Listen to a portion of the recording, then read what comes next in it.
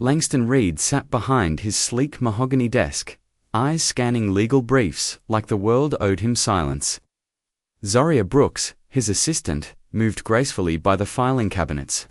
Her presence quiet but deliberate, as if she knew how invisible they wanted her to be. Across the office, Kenya Bishop crossed her arms and tilted her head. Her voice dripped with sarcasm as she stared at Langston. "So, you're really inviting her?" Langston didn't flinch. "It's the firm's annual gala. Everyone's invited." Kenya smirked. "You mean everyone who matters?" Miles Campbell, one of the senior partners, chuckled without lifting his glass. "She'll probably wear her office shoes. People like her don't blend in well at these things." Zaria's hands stilled over the documents, but her expression didn't change. She remained composed, unreadable. Langston finally looked up. His gaze locked with hers for a fleeting moment. "Ms. Brooks, you are formally invited to the gala. This Saturday. I trust you'll represent the firm appropriately." Zaria set the papers down with care, each movement precise. "Thank you, Mr. Reed. I'll consider your invitation." Kenya's laugh sliced through the air. "Consider it? What? You got better plans than free wine and judgmental stares." Zaria turned slowly. Her voice was calm but steady. "I always have options. Some just aren't worth my time." The room froze. Kenya's smirk faltered. Miles raised an eyebrow. Langston cleared his throat. Then it settled. Zaria collected her things. At the door, she stopped and looked back. "One question, Mr. Reed. Did you invite me to be part of the evening, or to be part of the entertainment?" Langston hesitated. "We want everyone to enjoy the night." Zaria gave a slow nod. "Understood." She walked out with her usual grace. Leaving the air heavy behind her, Kenya exhaled dramatically. "Did you see that? She walked out like some kind of queen." Miles added with a grin, "It's gonna be wild watching her try to fit in." Langston said nothing. His eyes stayed fixed on the door, his mind already wrestling with a feeling he couldn't name. That evening, back at her modest apartment in the South Side, Zaria dropped onto the couch. Her younger sister Amara sat at the dining table with open textbooks and headphones dangling around her neck. "How was work?" Amara asked. "I got invited to the firm's gala." Amara looked up. "That's good, right?" Zaria closed her eyes. "They didn't invite me to include me. They invited me to watch me fail." Amara set her pencil down and came over. "So, what are you going to do?" "I don't know. Maybe pretend to be sick." Amara shook her head. "Is that what you really want?" Zaria sighed. "No. I want to show them I belong. I want to walk in and silence every lie they've ever believed about me. But I'm scared I'll prove them right instead." Amara took her sister's hand. "You've worked there for 3 years. You've watched how they walk, how they talk, how they move like they're untouchable. You can do it too, but what you've got, they'll never have." Zaria looked at her. "What's that?" "Real class. Not the kind that costs money, the kind that doesn't break even when people try to crush it." Tears welled in Zaria's eyes. "What if I'm not enough? Then be not enough with your head high, but don't forget who you are. You've always been more than that place. It's time they see it." Zaria looked out at the distant city skyline. Somewhere in a tower across that view, Langston Reed and Kenya Bishop were toasting to a night she wasn't supposed to survive. But maybe this time she wouldn't just survive. Maybe this time she'd own the room. Saturday night arrived like a storm that had been waiting for years. The ballroom of the Langford, Chicago's most exclusive hotel, glimmered under golden chandeliers. Laughter echoed across marble floors as the city's wealthiest sipped champagne and compared watches. Langston Reed stood by the bar, adjusting his cufflinks for the 3rd time. His sharp navy suit blended perfectly with the crystalline cold. Smiles around him. Kenya appeared beside him in a champagne-colored gown that sparkled more than necessary. "Relax," she purred, sipping from her flute. "Your little assistant's probably at home in her pajamas watching a rerun." "You really think she'd show up?" Langston didn't respond. His eyes kept darting toward the grand entrance. Miles Campbell approached with 2 partners in tow. Still waiting for your Cinderella, he smirked. I'd bet she couldn't even rent a dress, let alone walk in here like she belongs. Their laughter rang loud until the room fell into sudden, silent awe. The chatter died, heads turned, and Langston saw her. Zaria Brooks stood in the doorway, completely still, like the room belonged to her and she had only now returned to reclaim it. Her gown was deep crimson, smooth and simple, hugging her shape with grace. No loud jewelry, no dramatic hair, just soft curls cascading over her shoulders and a confidence that didn't ask for attention, it commanded it. The silence was deafening. She began to walk. Her stride was slow, controlled. She didn't glance down. She didn't seek approval. She moved like the floor was hers and always had been. A whisper rose behind Langston. Who is that? Kenya's hand gripped his arm tightly. Her voice cracked under disbelief. It's her. Zaria approached the main circle. Her eyes met Langston's without hesitation. Good evening, Mr. Reed. Thank you for the invitation. Her voice was calm, polished, a stark contrast to the silent assistant from the office. Langston could barely breathe. You look, different. She smiled slightly. I just wore a dress, Mr. Reed, nothing more. Miles coughed awkwardly. What a surprise to see you here. Zaria turned to him. You weren't expecting me, were you, Mr. Campbell? Kenya recovered enough to speak. We single quotes Reed. Delighted. Though I must say, that dress is interesting. Did you buy it just for tonight? Zaria didn't blink. I've had it for years. Sometimes, simple things are the most elegant. Don't you agree? Kenya's eyes narrowed, her expression frozen. Zaria added with a soft smile. Fortunately, elegance doesn't come with a price tag. You either have it or you don't. A few nearby guests chuckled quietly. Others exchanged glances. Langston watched her. Mesmerized? This wasn't the Zaria he thought he knew. This woman held the room in her palm without raising her voice.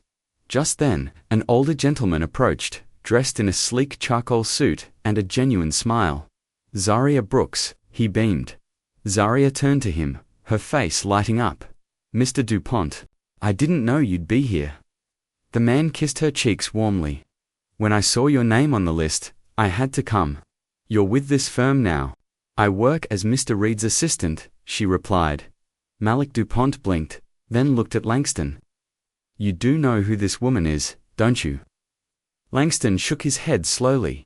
She's the one who coordinated the literacy program we funded. In Paris, over 1,000 families reached. Her work was so good, it got listed by UNESCO. Gasps rippled through the small crowd. Zaria simply smiled. It was an honor, Mr. DuPont. And she speaks French, Arabic, Spanish, and 2 African languages. She helped immigrants find their voices again, a rare soul. Kenya looked as if she'd swallowed glass. Miles was speechless. Langston's heart thudded as reality hit him. For 3 years, he had walked past greatness and never once looked up, and this was only the beginning. Dinner that night was a performance of strained politeness and forced laughter. The air buzzed with tension. Every eye in the room had seen what happened when Zaria Brooks walked in, and now, every ear leaned in, waiting for her next move.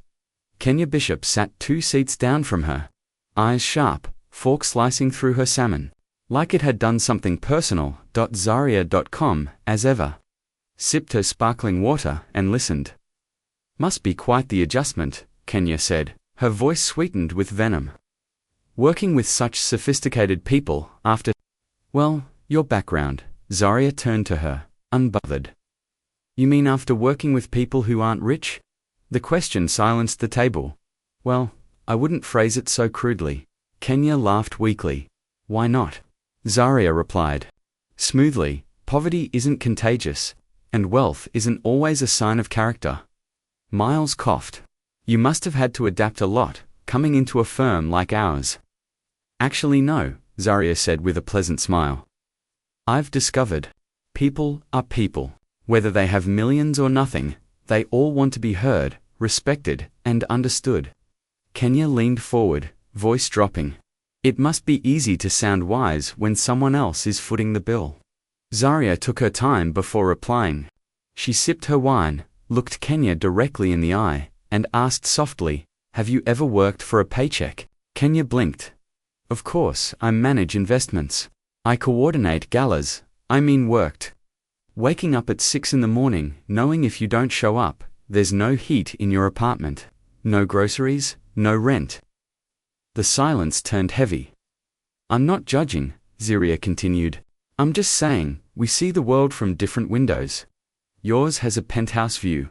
Mine came from the ground floor." Before Kenya could respond, a man with a camera hanging from his neck approached the table. He was well-dressed, but casual, confident, but respectful. "Excuse me," he said. "Terence Boyd from the Global Times. May I have a moment with Ms. Brooks?" Zaria turned, slightly surprised. "With me? You coordinated the Books Without Borders project in Paris, correct?" She nodded. "Your work appeared in my research on inclusion programs, one of the most effective projects of the last decade." Kenya gripped her glass so tightly her knuckles turned white. "You're interrupting a private dinner," she snapped. Zaria stood. "We can talk right here, if no one minds." Terence pulled out a small recorder. "How did you get families from 15 different countries to join one literacy program?" Zaria's posture softened. For the first time all night, she looked entirely at ease. "We didn't see them as a charity case. We saw them as scholars, artists, professionals, displaced by war or migration. One man, Professor Amara from Senegal, sold flowers in the subway. We helped him teach African literature in French to fellow migrants. He didn't just find work, he found himself again, and the languages." Terence asked. "We worked in French, Arabic, English, Spanish, and Wolof, when needed. I speak enough to manage, but we always brought in native speakers for deeper work." Terence turned to Langston.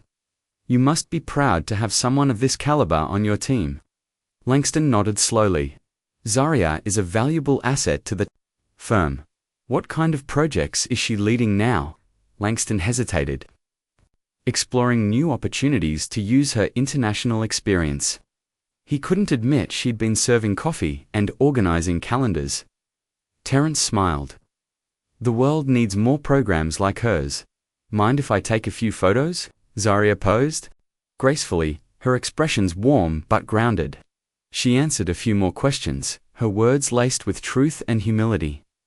When Terence left, the table fell into complete silence. Zaria sat back down, took a small sip of wine, and looked around. "So," she said, "where were we?" Kenya stared like she'd just seen a ghost. Miles looked as though someone had unplugged his vocal cords. Langston realized something he couldn't ignore anymore. For 3 years, he had passed her in the hallway. And for 3 years, he had completely missed the brilliance standing right in front of him. By Monday morning, the fallout had already begun. Langston Reed arrived late to the office, his head pounding, his thoughts in disarray. He hadn't slept well since the gala. Images of Zaria in that red dress, standing proud in the face of elitism, kept looping through his mind like a broken film reel. Karina, his front desk assistant, met him with a tight expression and a tablet in her hands. "You need to see this," she said. Langston took the device, confused. A video was playing on YouTube, already past 200,000 views. The title read, "The Assistant Who Conquered the Elite. Her Story Will Shock You." Langston watched the screen as Zaria entered the ballroom in slow motion. The camera captured the exact second the room fell silent. Then came snippets of her interview with Terence Boyd, her voice unwavering, her ideas grounded in power and truth. The comments were flooding in. She walked in like a queen. "That's real class. Not that fake rich stuff. Did you see that woman in the gold dress?" She looked pressed. Langston rubbed his temples. This was a wildfire. His phone buzzed. It was Miles. "We've got a problem. We need to meet now." 15 minutes later, the 4 senior partners were gathered in the boardroom. Miles Campbell paced back and forth. Walter Griggs, the firm's co-founder and Kenya's father, stood near the window with arms crossed. This is a nightmare. Miles said, "Our firm looks like a playground for elitists who exploit their own staff." Walter added, "I've gotten calls from clients, activists, even journalists asking if we discriminate. This thing is viral. It's blowing up everywhere. And all because you invited the maid." Walter snapped at Langston. Langston's fists clenched. "She's not a maid. She's our executive assistant." Miles laughed bitterly. "Since when does filing paperwork make someone executive? Did you know she speaks 5 languages? That she coordinated international outreach programs? Or did you skip over her resume like the rest of us?" Langston stood. "Did any of you even bother to read it?" Walter's face twisted. "We hire people like her to do tasks, not to lecture us on morality." At that moment, the door flew open. Kenya entered in tears, makeup smeared, hair undone. "This is a disaster," she cried. "People are mocking me online. My face is on memes. My stylist told me to rebrand because my image is trash now." She dropped into a chair, shaking, and it's all because of her. Langston tried to console her, placing a hand on her shoulder. She flinched. "Don't touch me. This is your fault. You let her come. You let her destroy us." Miles saw his chance. "Langston, we have to act now. This firm's reputation is on the line." "What do you mean?" Walter stepped in. "Fire her today." "For what?" Langston asked. "She did nothing wrong. We don't need a reason. Call it restructuring. Say she missed deadlines. Make up a file error, something believable." Kenya wiped her eyes. "If you fire her now, it'll look like revenge. The media will twist it." Walter smiled coldly. "Not if we do it right. Find something minor. Plant it in her record. This isn't personal, it's survival." Langston looked around the room. These men had been his mentors, his friends. Now he saw fear in their eyes. Fear of being exposed. Fear that Zaria's brilliance would unravel the illusion they built. "No," Langston said. Miles leaned forward. "Don't be foolish. She's burning everything we built." Langston stared back at him. "What's burning isn't the firm. It's the hypocrisy we've ignored for too long." Kenya narrowed her eyes. "Do you like her? Is that what this is about?" Langston didn't flinch. "This has nothing to do with that." Walter challenged him. "Then prove it. Prove your loyalty to us." Langston turned toward the glass wall. Outside, the city hummed like it always did. Unaware of the storm brewing inside this room, his phone buzzed again. A text from an unknown number. "Mr. Reed, I'm a journalist from Telemundo. Would you be available to speak about Zaria Brooks and the firm's internal culture?" Langston silenced the phone. He looked back at his partners. "I need time to think." "We're out of time," Miles snapped. "Either she goes, or we all fall with her." Langston left the boardroom in silence, his mind spinning. Just a week ago, life was stable, profitable, controllable. Now, he stood on the edge of something bigger than all of them. The only question was whether he wanted to stop the fall, or jump with both feet into whatever came next. 2 weeks after the gala explosion, Langston tried to pretend everything was normal, but the cracks were impossible to hide. The partners barely spoke to him unless necessary. Kenya had vanished from public view. Zaria came to work each day as if none of it had happened, her head held high, her silence louder than any scandal. But things were shifting. Whispers followed her through the hallways now. Not of ridicule, but of respect, of curiosity, of quiet admiration. Employees who once overlooked her now nodded politely, asked her opinions, opened space for her in rooms she used to be invisible in. Then came the real test. A Thursday night dinner with high-stakes Japanese investors. Langston prepared obsessively. Kenya insisted on attending. "You need to project stability," she had said, standing in his condo in a midnight blue dress.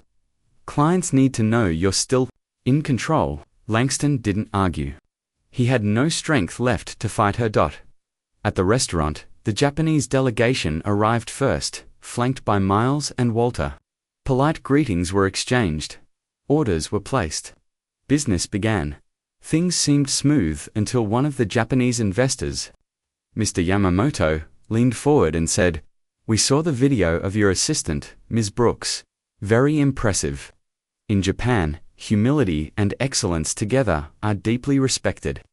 Kenya set her glass down too hard. Social media tends to exaggerate. Mr. Yamamoto blinked. Her accomplishments are documented. UNESCO even recognized her program. Walter shifted uncomfortably. Perhaps we should return to discussing the merger proposal. Another investor interrupted.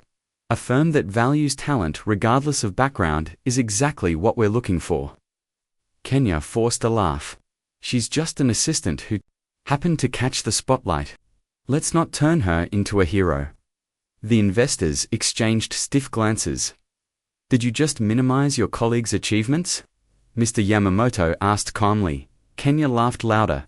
Colleague, she files paperwork and serves coffee. We're not talking about a Nobel Peace Prize here. Langston felt fire rise in his chest. Kenya, stop. She turned to him, furious. Why? Because I'm saying what everyone thinks. That she's playing this media moment to steal the narrative. Kenya, please, I'm tired of pretending. I've worked by your side for years, Langston. Now suddenly we're all supposed to bow to the great Zaria Brooks because the internet fell in love with her. Mr. Yamamoto placed his napkin on the table. In our culture, respect for your team is essential. What we just witnessed tells us more about your values than any proposal ever could. Without another word, the investors stood and left. Kenya stood shaking, her voice sharp.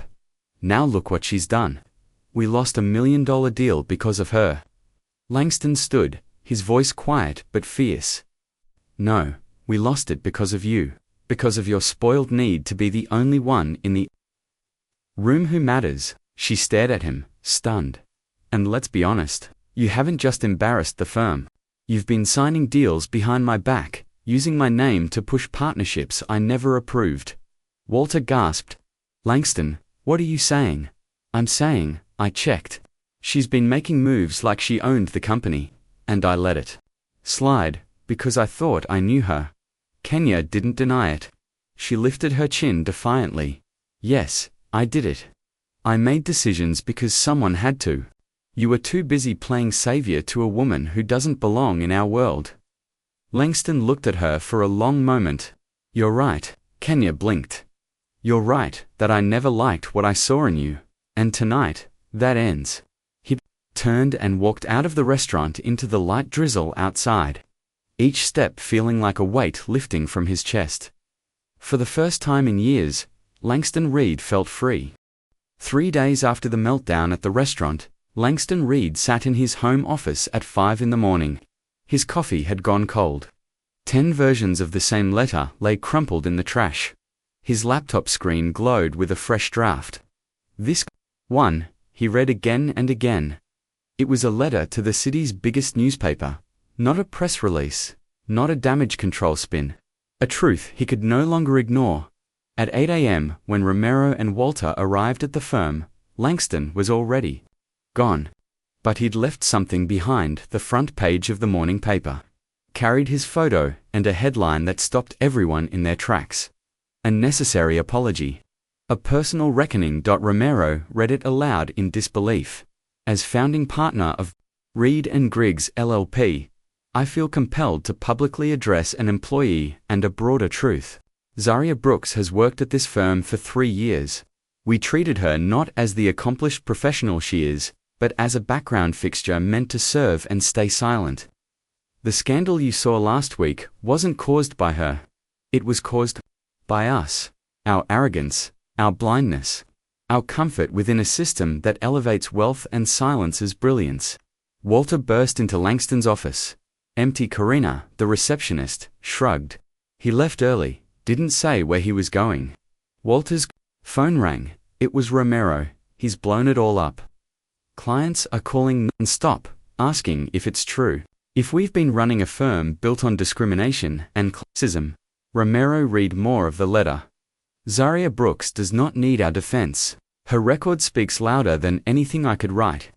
But we must confront what we've refused to. See?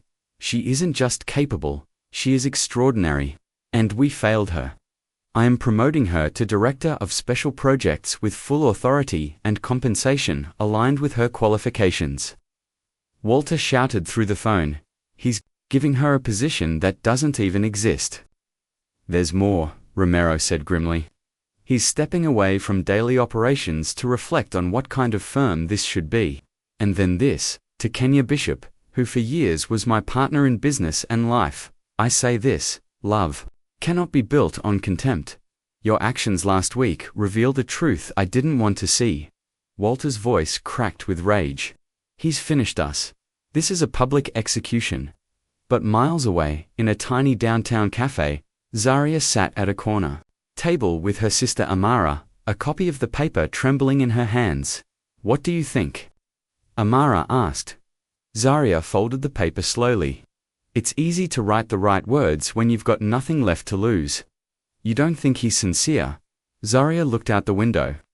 I think Langston Reed finally opened his eyes. The problem is, he did it 3 years too late. Her phone buzzed.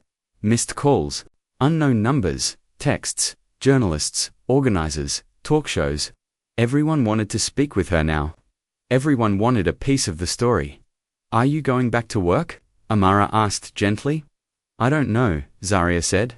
I'm not sure. If I want to be someone's redemption story. But for the first time, I think someone actually saw me. Not for what they needed me to be, but for who I really am. Her phone rang again. This time, the screen said Langston. She let it ring until it stopped, then it rang again and again. By the 4th attempt, Amara threw her hands up. Girl, are you seriously not going to pick that up? Zaria stared at the screen. I'm not ready for that conversation. The ringing eventually faded, but something had shifted. The world now knew her name, and she knew exactly what it meant. 3 weeks passed. Zaria Brooks didn't go back to the firm. She didn't return Langston's calls. She didn't respond to the emails or texts. Instead, she built a new rhythm for herself, quiet and focused. Job offers had come in waves after the article, some from organizations that wanted to use her, others from places that truly valued what she brought to the table. She accepted a temporary position, running a digital literacy program for senior citizens. It didn't pay much, but it gave her space. It gave her purpose. She saw Langston in the news once. He was volunteering with legal aid clinics on the South Side, offering free legal workshops in barbershops, churches, and community centers. In one photo, he stood next to a group of youth advocates. No suit, no arrogance, just a clipboard and a tired but sincere smile. It didn't erase the past, but it said something. Then came the moment neither of them expected. One Saturday afternoon, Zaria wandered into the city's annual book fair in the historic district. She was thumbing through a volume on community literacy programs when a familiar voice asked from behind her, "Is that a good one?" She turned. Langston Reed stood beside her, dressed in jeans and a faded hoodie, holding a canvas tote full of books. He looked different, softer, less polished, more real. They stared at each other for a moment. "I heard about the program you're running," he said. "How's it going?" "It's honest work," she replied. "Feels good to do something that matters." Langston nodded. "I've been reading about community-based justice models, trying to understand how to meet people where they are instead of dragging them into boardrooms they don't trust." Zaria tilted her head. "That's a start." They walked side by side through the cobbled streets. Families moved around them. Music played from a street corner. A child danced near a table stacked with free books. Langston greeted a vendor selling incense. He handed change to a musician playing saxophone beneath a mural. Zaria watched him carefully. This wasn't the man who used to dismiss her without making eye contact. This man stopped. This man listened. "How long have you been working out here?" she asked. "A few weeks," he answered. "Since I stepped away from the firm, a lot of the people we meet in legal aid live around here. We can't help them unless we understand their lives." Zaria smiled. "Sounds like you're learning to see people." He laughed softly. "Trying." You made me realize I hadn't seen anything at all. They stopped at a corner cafe, a small spot filled with art students and jazz posters. Langston ordered an Americano. Zaria asked for chamomile tea. How are things at the firm? She asked messy, he said. Romero and Walter are still angry. We lost a few big clients, but I don't regret what I wrote. And Kenya. She moved to Miami. Her family has some business ventures down there. I think she needed distance. We all did. Zaria nodded. It didn't have to go down like that. She didn't have to become your enemy to see my value. I know, Langston said. But she wasn't willing to share space.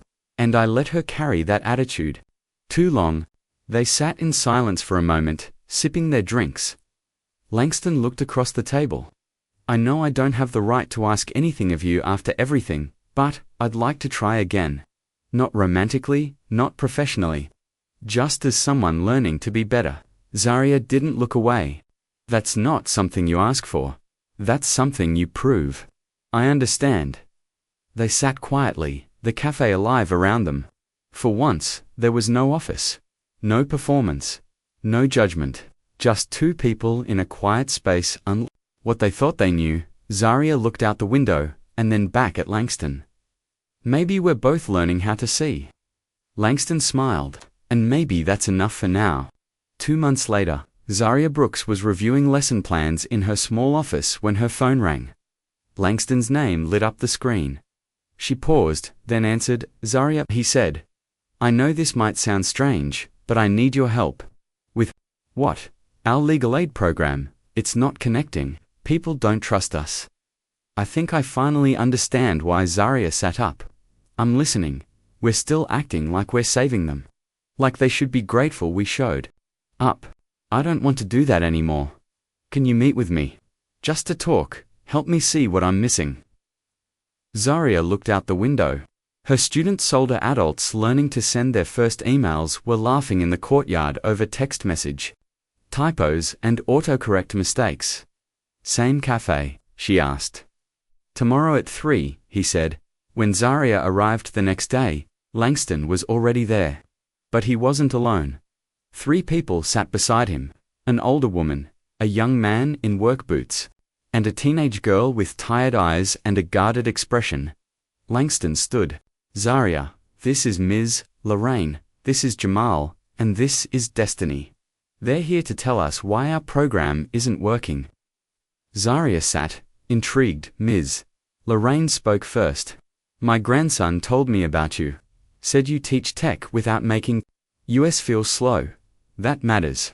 You're not slow, Zaria said gently. You're just learning something no one took time to teach you. Exactly, Jamal cut in. When I went to your firm for help with a wage issue, they gave me a folder and told me to come back during work hours. That don't work for people who can't afford to miss a shift, Destiny added. They talk like we're supposed to. No legal words we've never heard. They set appointments when my mum's working 2 jobs. She's trying to get custody back, but the system acts like poor people got time to waste. Langston looked visibly shaken. That's why I brought them. I don't want us to offer help, that doesn't help. Zaria turned to them.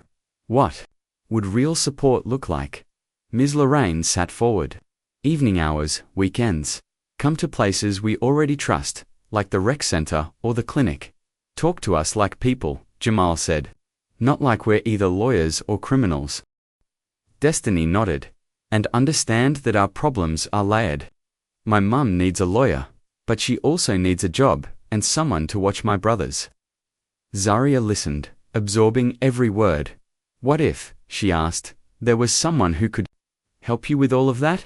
Someone who could connect you to legal help, daycare options, and job resources in one place. Ms. Lorraine's eyes lit up. That'd be a blessing. Jamal added, like a guide. Destiny said, like a coordinator. Zaria turned to Langston. What do you think? I think we need a coordinator, he said. Someone who sees the full picture. Zaria's heart beat a little faster. She'd been offered jobs before, but this didn't feel like an offer. It felt like an invitation to build something real. You offering me a job? She asked. I'm asking you to teach me how to do this right. The job is yours if you want it. But more than that, I want you as a partner. Not in title, in purpose. I'll handle the law. You'd be the director of the whole program. Zarya looked at the people around the table. None of them wore suits. None of them spoke corporate jargon. But they had something more valuable. Hope. Can I think about it?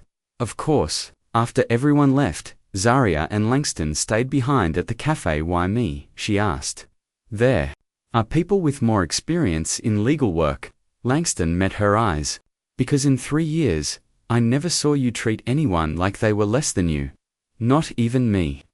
Especially when I deserved it. Zarya looked away for a moment. You know what's hardest about all of this? She asked. What for? The first time in my life, someone is seeing me exactly as I am. Not what they want me to be. Not what makes them feel better. Just ... me. Langston extended his hand across the table. He didn't touch hers. He just left it there, steady, waiting. When someone truly sees you, he said, you don't have to keep proving your worth. Zarya placed her hand in his. Okay, she said. Let's build something. 1 year later, the office on the ground floor of a worn brick building in Chicago's historic district buzzed with energy. What had started as an idea between two people had grown into something no one could have imagined. Photos lined the walls, elderly students holding certificates, families reunited through legal action, teens smiling with scholarships in hand. The space didn't smell like money or power. It smelled like purpose. Zarya Brooks arrived early, as always. She walked through the main doors with quiet confidence, greeted by a dozen voices that knew her name and her heart. This wasn't the firm anymore, this was hers. The center now offered more than just legal support. It had become a full-service hub for education, advocacy, wellness, and economic empowerment. People came in broken and left seen. That was the mission. That was her vision. Langston arrived half an hour later, balancing 2 cups of coffee and a paper bag filled with sweetbread from Ms. Carmen's stall on the corner. Good morning, Director, he said as he placed 1 cup on Zarya's desk. Good morning, People's Lawyer, she replied without looking up from her files. It had become their rhythm. Langston brought the coffee. Zarya built the day. They had stopped trying to define whatever existed between them. It didn't need a label. It worked. How were this week's cases looking? He asked, sliding into the seat across from her. Ms. Lorraine finally received her back pay. Jamal's overtime got approved. Destiny's mum just got cleared for housing assistance. And Destiny, Zarya smiled. She just started her first year of law school on a full scholarship. Langston leaned back and let out a low laugh. She said she wants to be like us, Zarya added. Like us, he teased. Does she remember? I used to be the problem. You still are, but now you're the kind that listens. The door opened, and Amara stepped in carrying a folder. She had finished her degree in social work and now worked part-time as the center's program coordinator. Zarya, she said, the journalist from Empower magazine is here. Should I bring him in? Zarya nodded. The young journalist entered with a notebook and recorder in hand. He greeted them both with enthusiasm and started asking questions about outreach, funding, future expansions. But eventually, like everyone else, he got to the part they never liked. You two have a pretty unique story, from a corporate scandal. 2 co-founders. How would you describe your relationship now? Langston and Zarya exchanged a glance. Zarya answered first. We're colleagues, Langston added. Friends. People who learned to work together, Zarya finished. The journalist smiled. And personally, Langston replied, calm but clear. We are 2 people who decided that the work we're doing is more important than the labels people want to place on us. After he left, they sat in quiet for a moment, organizing papers. Langston looked over. Does it bother you that they always ask about us? It used to, Zarya said. Now I think people just need to romanticize things. To understand them, Langston leaned in slightly. What if it were true?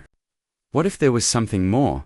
Zarya didn't look up, Is there? Langston thought for a long second. There's respect, there's admiration, there's care. That's something. Zarya finally looked at him. It might not be a love story the way they want it, but it's real, and it's ours. They both nodded. It was true. They saw each other almost every day. They shared meals, they covered for each other. Langston had held her hand through flu seasons. Zarya had held his when his father passed. They weren't a picture-perfect couple, but they were solid. They were honest. The world outside was still ruthless, elitist, unkind, but in their corner of the city, they had created something rooted in truth. They didn't have to change the whole world. They just had to change the way they showed up in it. And as they locked the office that evening and walked toward the train station under a pink Chicago sunset, Zarya felt something settle deep in her chest. Not love in the fairy tale sense, but something steadier, something she could trust.